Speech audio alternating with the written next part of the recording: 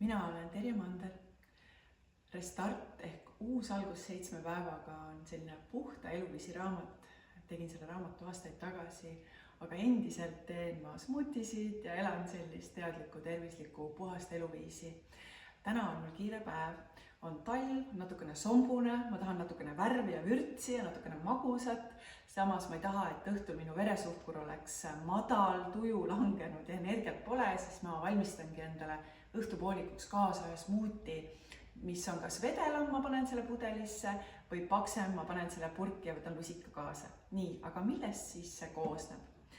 Ananass, magus ananass, mis mul siin on, siis on mul ingver, India pähklid, linaseemned, ka chia-seemned soovi korral, kookosekoor, must sool, kardamon ja siis kaneel, Ceyloni kaneel.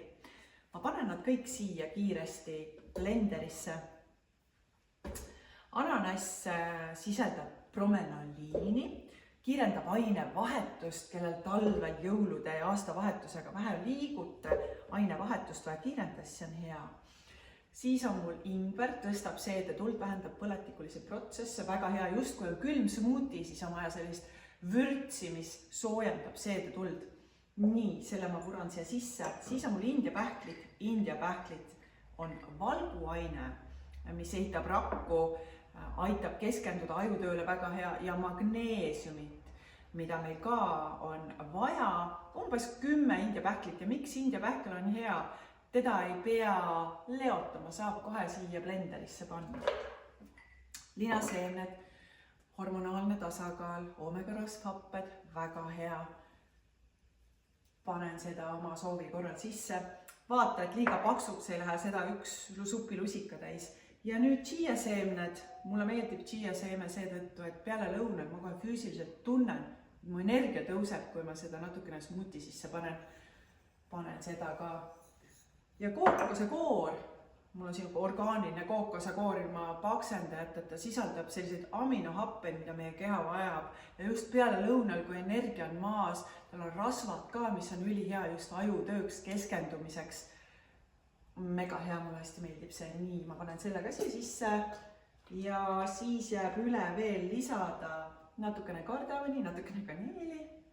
Hops, hops. Ja surtsu soola, võib olla meresool, Himalaja sool, kellel mida iganes. Minul on siin surts musta soola. Must sool on teadupärast väga hea raua ja mineraalide allikas.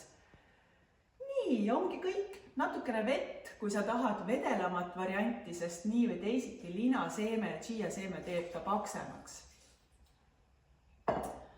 Ja ei muud kui suristama 30 sekundit umbes.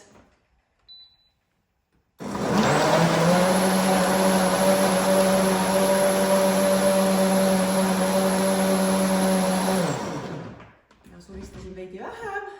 Nii, ja võt selline väga mõnus peale lõunane kikk ja selline erkvärv.